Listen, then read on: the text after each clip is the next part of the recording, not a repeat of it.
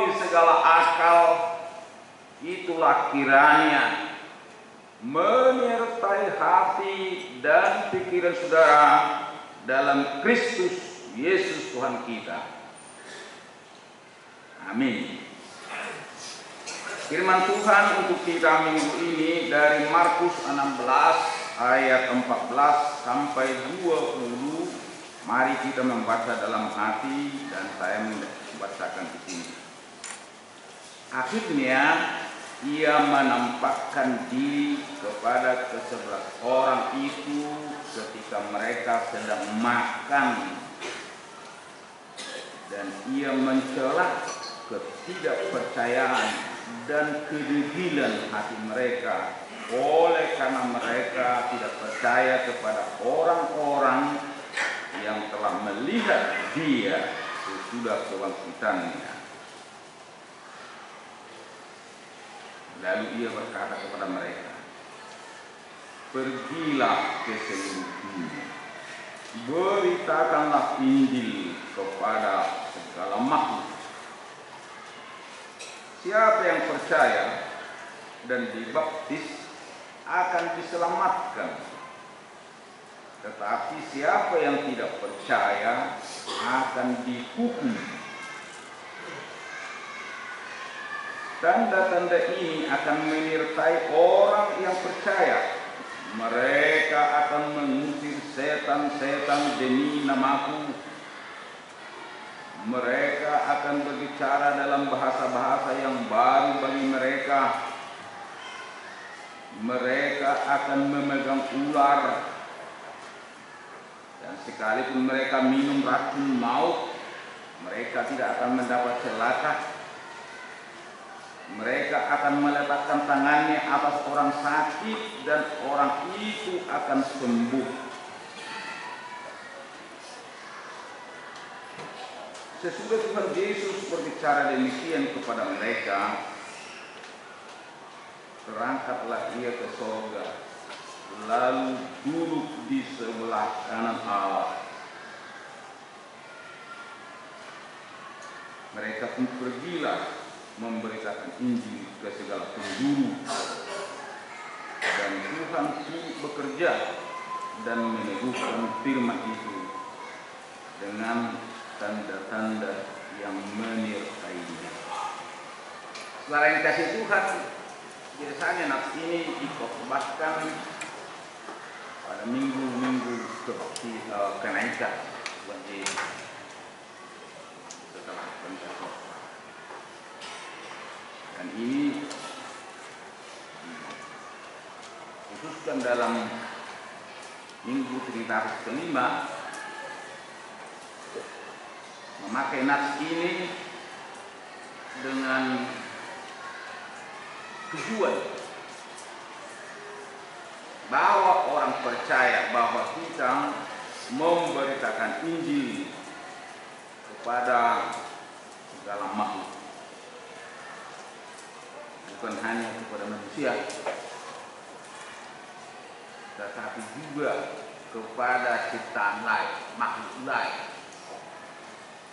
Karena bukan hanya manusia sekarang mendapat ancaman-ancaman dari dunia ini, tetapi juga makhluk lain telah mendapat ancaman. Karena itu minggu yang lalu kita mendengar khotbah bahwa Tuhan berkuasa atas semua makhluk. Saudara yang dikasihi Tuhan, setelah beberapa kali, dalam hal ini ada 10 kali kalau kita melihat dalam Perjanjian Baru, Yesus selama 40 hari setelah kebangkitan, selama 40 hari dia melakukan pembinaan kepada murid-murid agar percaya. Tetapi nyatanya rupanya masih atau belum percaya.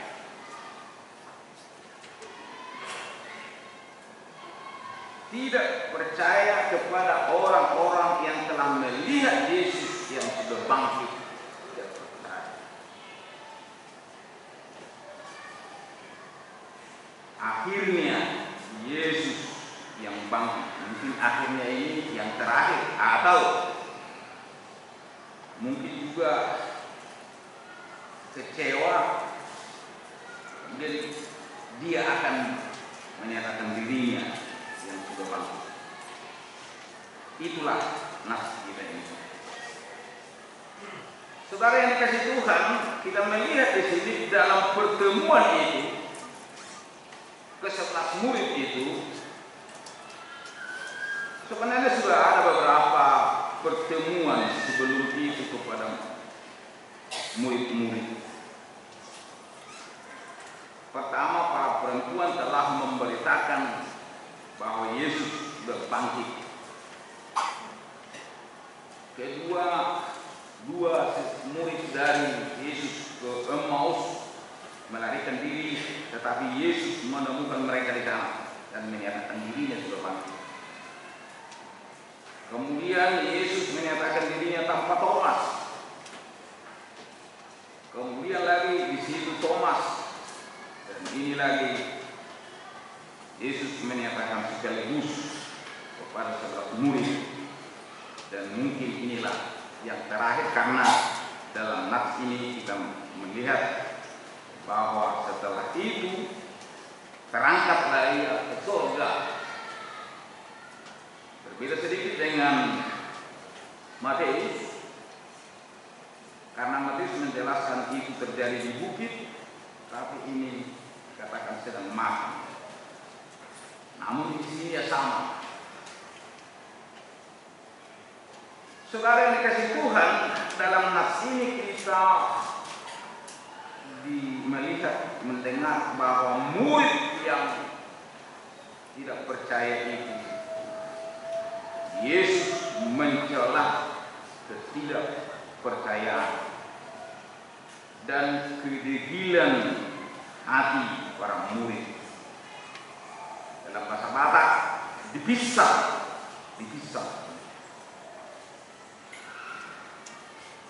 Dipisah akan ganggu roh, doh na jugal, dan jugal roh, pisang akan ganggu doh jugal roh. Sebenarnya sebelum kematian, sebelum sengsara,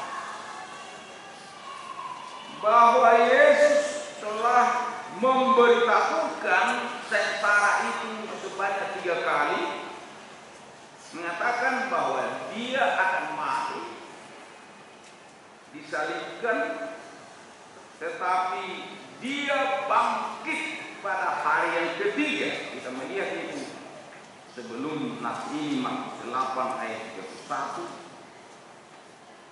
Markus 9 ayat 31, dan Markus 10 ayat 34. Itu dinyatakan Yesus di Yerusalem sebelum terjadi penangkapan. Benar, Yesus telah bangkit, dan itu adalah kebenaran dari firman Tuhan. Tetapi masih ragu-ragu, belum percaya. Inilah penyebabnya Yesus menegur murid yang tidak percaya, dicela Tuhan Yesus, dicela dan dicap sebagai orang yang tidak percaya dan orang yang degil hatinya.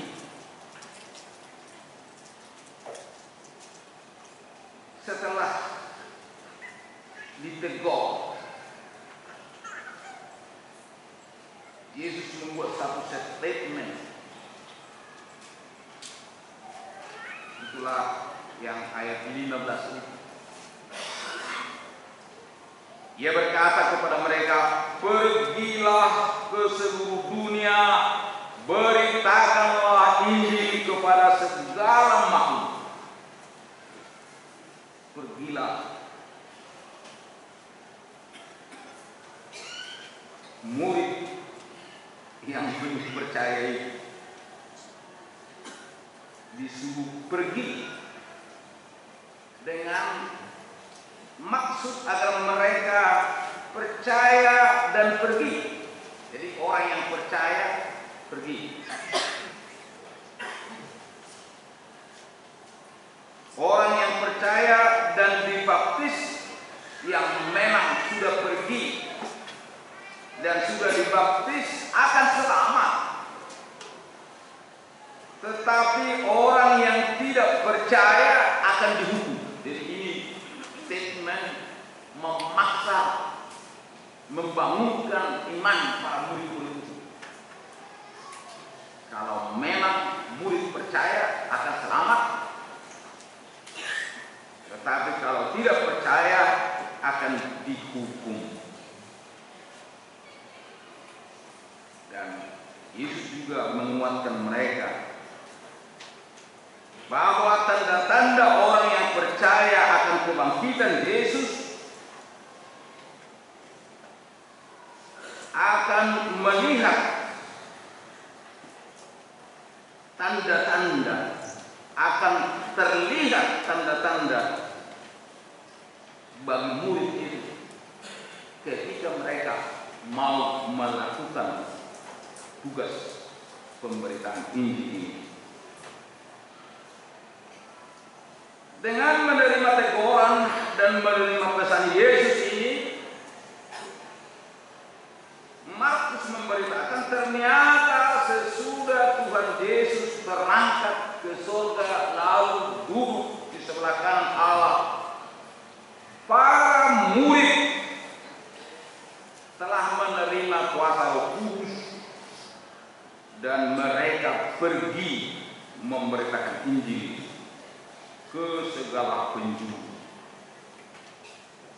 Walaupun tugas itu sangat berat dan mendapat tantangan dan ancaman sampai ada yang mati-mati, tetapi mereka melihat Allah turut bekerja dan meneguhkan firman itu dengan tanda-tanda yang menyertai-nyertai.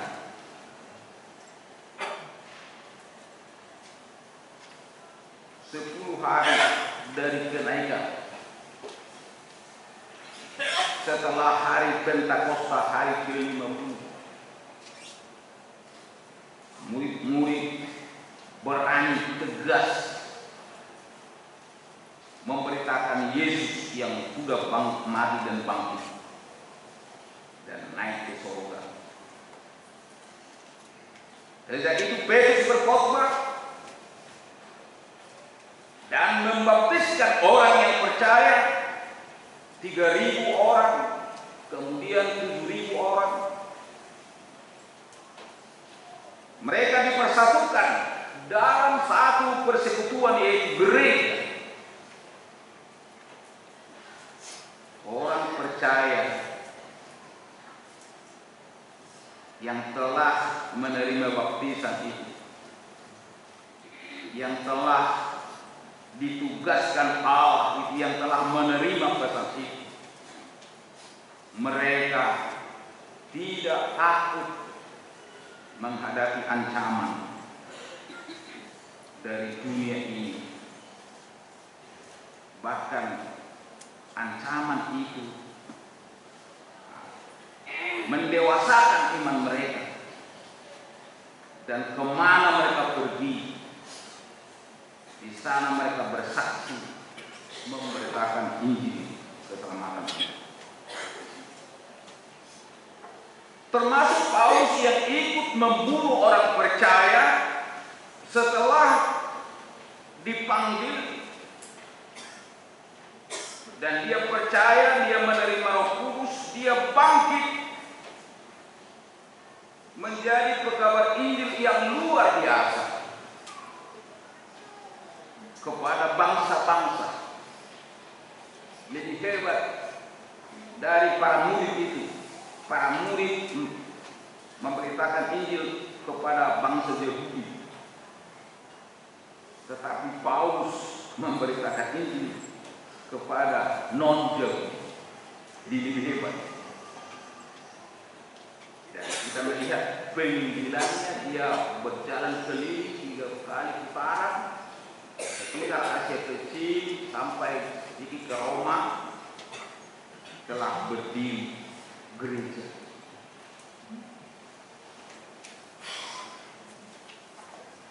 Saudara yang kasih Tuhan, setelah berdiri gereja di Antioquia oleh Petrus murid Yesus, sekretarisnya itu si Markus, ini sekretarisnya, telah menuliskan Injil dalam rangka pemberitaan Injil. Di Markus sebagai sekretarisnya Petrus, si Petrus yang berkhotbah menjelaskan tentang Injil, tentang keselamatan, dia Markus menuliskan, dan setelah Petrus mati, dia menuliskan Injil, mengeluarkan Injil itu. Satu alat untuk memberitakan Injil adalah tertulis, bukan lagi dalam tradisi lisan atau dalam khotbah-khotbah. Ya, memang ini harus menjadi perhatian kita ya. Sudah berapa banyak khotbah kita dengar, tetapi satu pun itu tidak pernah kita tuliskan. Maaf ya, tidak ada tanda-tanda dalam Alkitab yang sudah ditulis atau ada catatan-catatan. Itu harus kita perhatikan. Karena itu adalah satu kekuatan untuk melakukan tugas ini.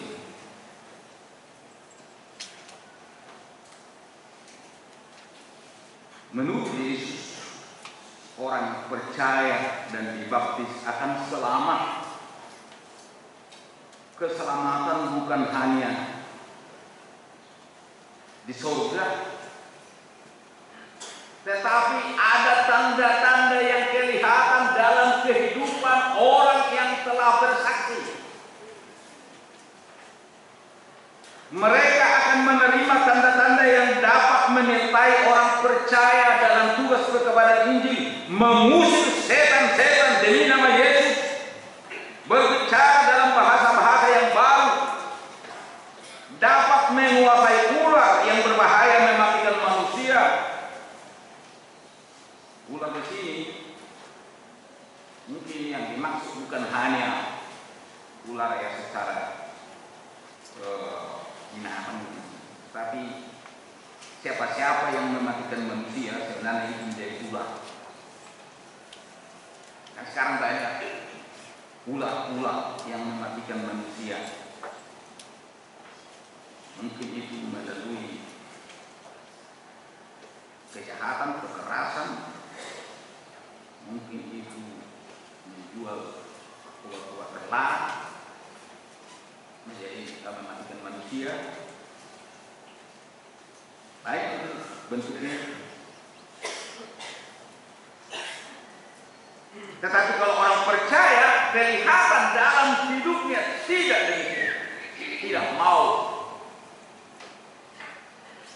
membunuh orang lain, melakukan kejahatan kepada orang lain, tetapi dia memberi keselamatan bagi orang lain.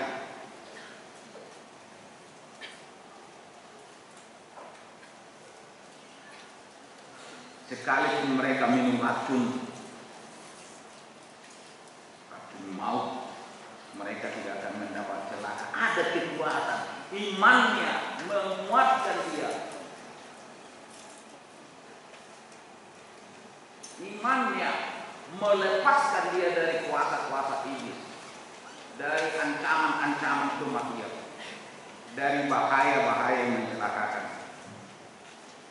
Bahkan dari dirinya dia dapat menyembuhkan penyakit dengan penumpangan tangan kepada orang lain. Dia memberi kesembuhan, bukan memberi penyakit. penyakit, bukan mematikan, tetapi orang percaya akan menyembuhkan orang lain. Itu kelihatan dalam hidup para murid, dan juga kelihatan kepada semua orang percaya sampai saat ini. Sampai saat ini kita melihat itu atau kita tidak melihat itu tergantung kepada iman kita.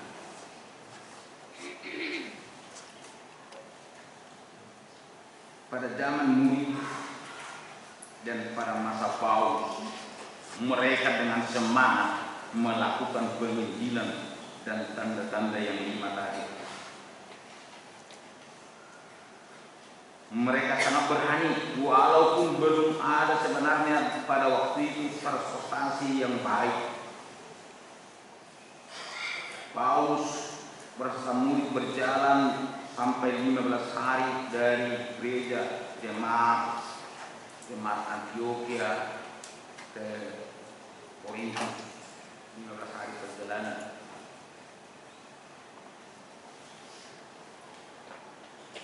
Ada yang lebih dari situ. Mereka melalui laut dengan kapal-kapal yang belum modern.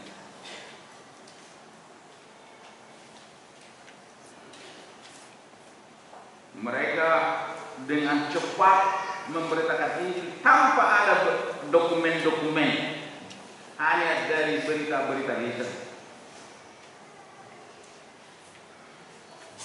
Paulus memberitakan Injil itu dengan kuasa Roh Kudus, sehingga dia menulis surat menjawab segala masalah-masalah yang terjadi di jemaat yang sudah bertumbuh itu. Itulah orang-orang percaya. Dengan bahasa baru dia menyatakan Injil Kristus karena kuasa Roh Kudus. Andaikan ada transportasi media seperti yang ada sekarang, pasti jauh lebih cepat penginjilan itu. Saudara yang dikasih Tuhan, orang percaya di Yerusalem yang telah menerima Yesus yang sudah bangkit itu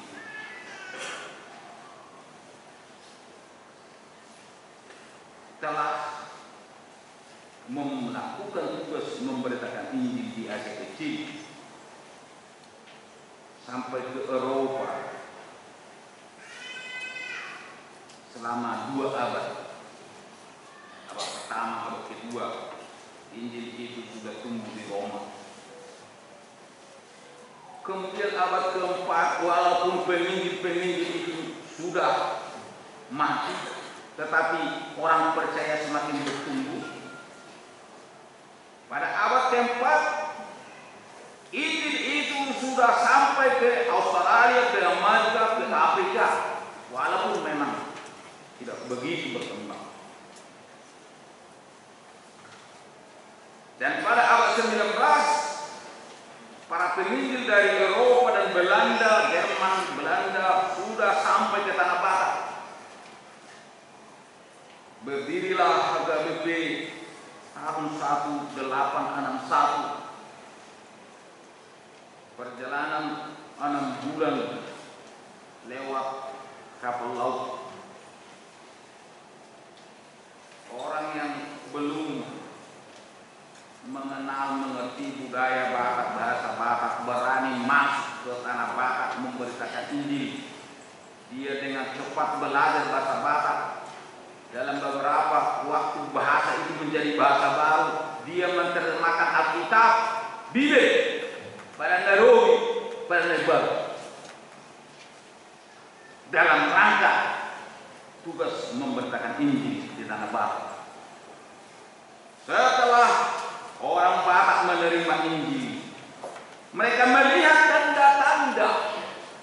tanda-tanda mujizat yang membalikkan kemiskinan itu, kebodohan itu, menjadi mampu bersaing di tengah bangsa mengikuti pembangunan di negara kita ini.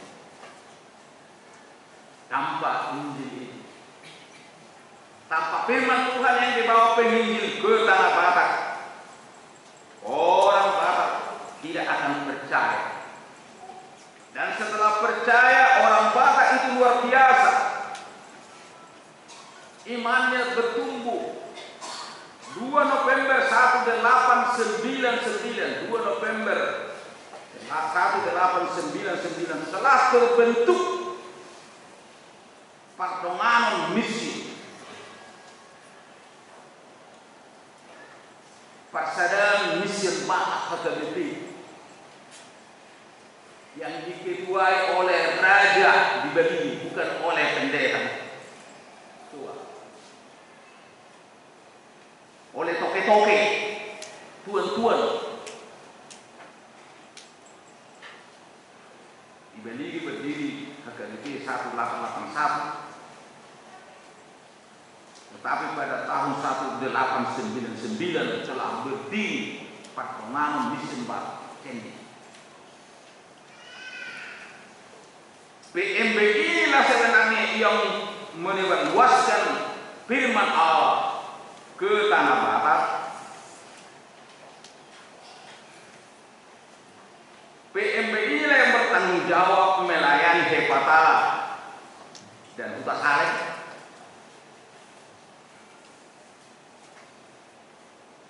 Dan PMB inilah yang pergi melayani ke Pulau Rupat dan ke Mentawai. Hebat. Itulah tanda-tanda bagi orang yang percaya, tidak takut, dia berani, tidak masalah menghadapi apapun dalam rangka tugas perkabaran Injil. Saudara yang dikasihi Tuhan, itulah sejarah dan memang menjadi kenyataan.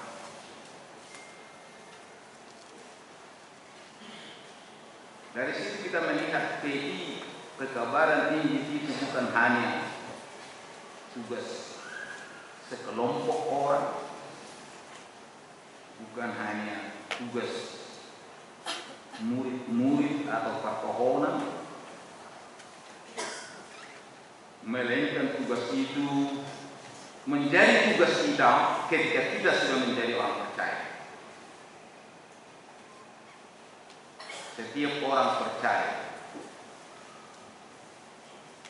sebagai orang tua, dia bertugas dalam perkabaran Injil di rumahnya bagi anak-anak, bagi keluarga, sampai di luar rumahnya, sektor lingkungan, sampai dalam tanggung jawab melakukan sending di gereja, sehingga orang percaya semakin banyak dan sampai ke ujung bumi. Gereja sebagai persekutuan orang percaya melakukan tugas.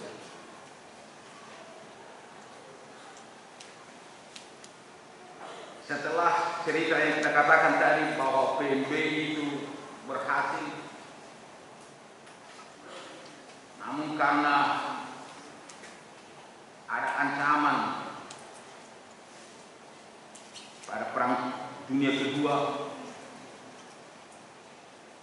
Jerman kembali ke negara mereka, tinggallah pribumi, menghadapi tantangan dari penjajahan Jepang. Dalam kemandirian itu sibuk HKBP mengurus dirinya sendiri, tidak lagi mengurus orang lain, namun Ada waktu itu sending HKBP, Departemen Sending HKBP terus melakukan tugas itu sampai tahun 70-an. Setelah tahun 70-an HKBP tidak lagi menyatakan diri sekuat sebelumnya, sibuk hanya mengurus diri sendiri. Karena gereja-gereja yang ada di sekitarnya telah merebut domba-domba dari gereja, tidak memberitakan Injil kepada orang yang, kepada tempat yang tidak ada di sana orang percaya. Ini masalah. Jadi masalah. Ada gereja-gereja hanya merebut domba-domba, mengkristenkan yang sudah Kristen, tidak pergi ke tempat yang tidak ada Kristen.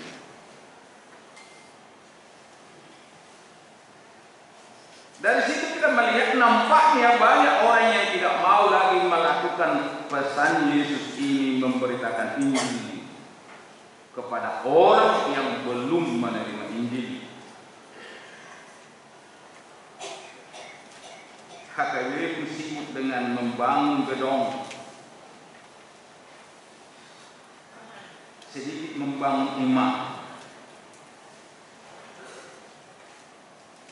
Ada lagi dari warga gereja berpendapat bahwa tugas itu adalah tugas parhaladu, atau mungkin tugas Dewan Marturia, dalam hal ini Dewan Seksi Sending atau Biro Sending,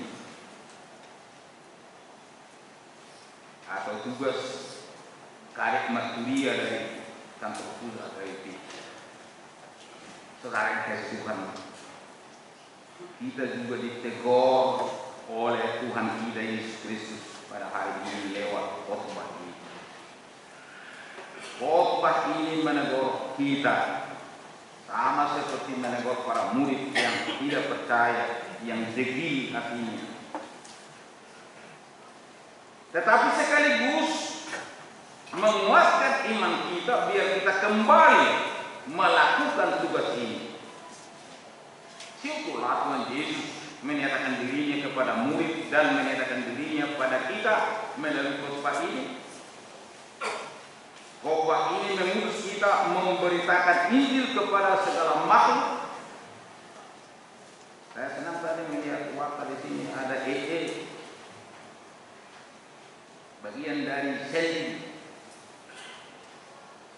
Setiap pribadi memberitakan Injil kepada orang yang di sampingnya, yang dekat dengan dia, dengan metode cara yang memang harus dia ketahui, dia pelajari.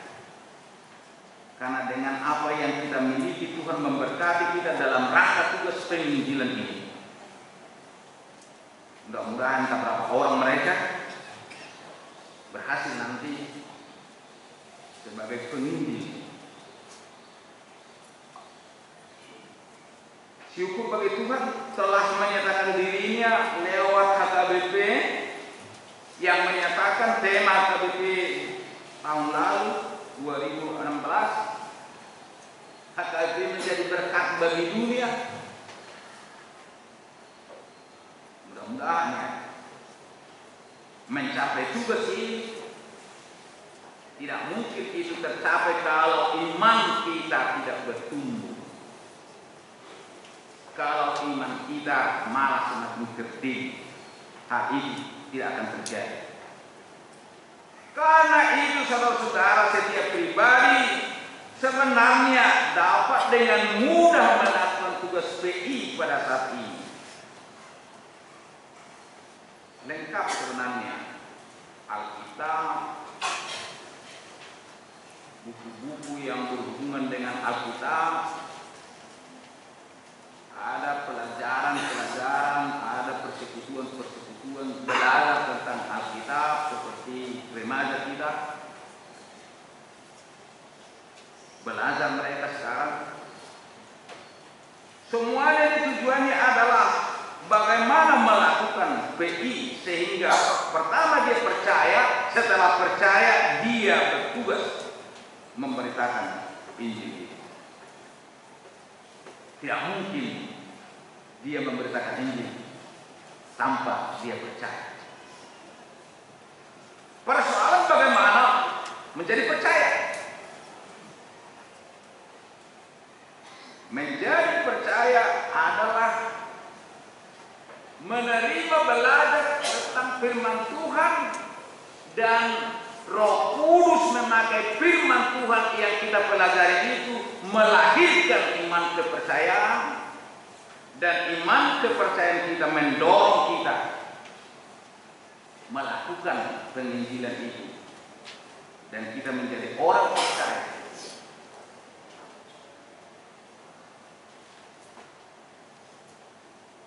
Ada di HKBP umpamanya melakukan itu ini lewat dewan kuliah atau seksi sendi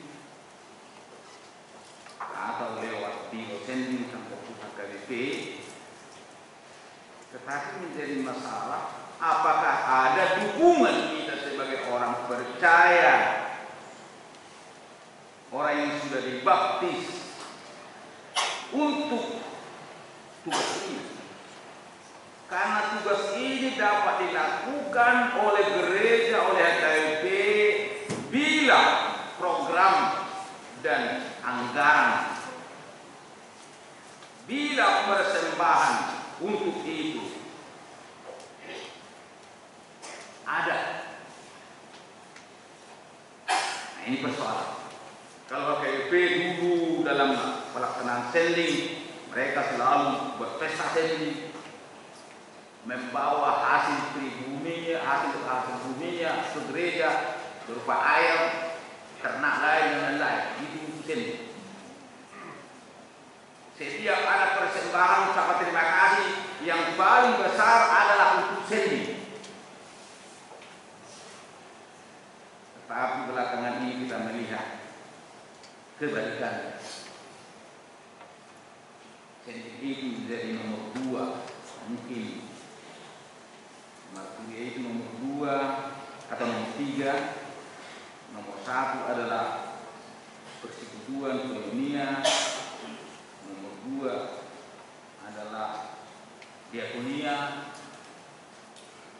dan yang terakhir menjadi Marturia. Jadi bagaimana iman kita bertumbuh? Padahal iman kita semakin kuat, semakin bertumbuh kalau kita melakukan tugas martiri. Nah, itulah harapan, itulah yang diinginkan Markus dalam khotbah ini kepada kita semua. Bagaimana dukungan kita sebagai orang yang percaya yang sudah dibaptis dalam tugas program ini, baik secara pribadi di tengah keluarga, di tengah pekerjaan, dan juga melalui gereja HKBP. Pesan agung Tuhan Yesus untuk PI sebenarnya bertujuan untuk menyelamatkan semua makhluk, terutama menyelamatkan manusia. Bagi orang yang percaya akan kelihatan tanda-tanda yang 5 tadi, yang mampu mengalahkan setan, tidak mau digoda melakukan kejahatan. Ya, kita sering kalah, digoda oleh dunia ini. Kita mampu berbicara dalam bahasa Alkitab, bahasa baru, mengajak orang agar dia melakukan yang baik, agar dia percaya. Firman itu kita beritakan agar dia percaya. Orang percaya dapat menguasai, mengalahkan kekuatan-kekuatan yang dapat membahayakan manusia. Dan Setelah banyak yang membahayakan manusia pada saat ini, orang percaya harus ikut berperan menguasai. Dan orang percaya dapat menyembuhkan penyakit, bukan mendatangkan penyakit. Penyakit itu akan hilang kalau kita berdoa dan kalau kita memberikan sukacita bagi orang lain. Hati yang gembira adalah obat yang luar biasa. Jadi pesan agung Tuhan Yesus bertujuan untuk menyelamatkan kita dan menyelamatkan segala makhluk, dan akan kelihatan dalam kehidupan kita setiap hari 5 tanda tadi. Yesus berkata, siapa yang percaya dan dibaptis akan diselamatkan, tetapi siapa yang tidak percaya akan dihukum. Dan ingat, yang percaya selalu tetap aktif dalam tugas memberitakan Injil. Amin. Kita berdoa. Terima kasih Tuhan atas firman yang telah kami dengar. Biarlah firman yang kami dengar masuk ke dalam otak, dalam hati kami, dan juga menjadi melahirkan iman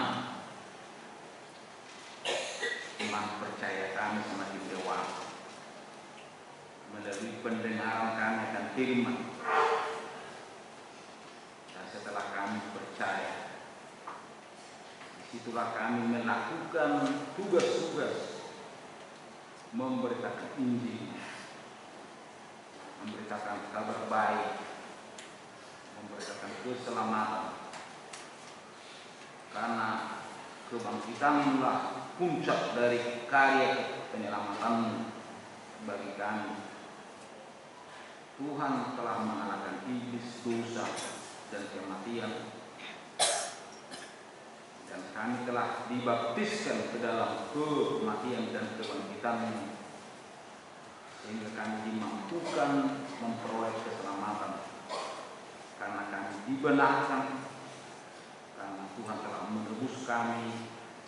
Keselamatan itu bukan karena pekerjaan kami, tetapi karena kami mau melakukan pesan agung memberitakan Injil kepada semua makhluk,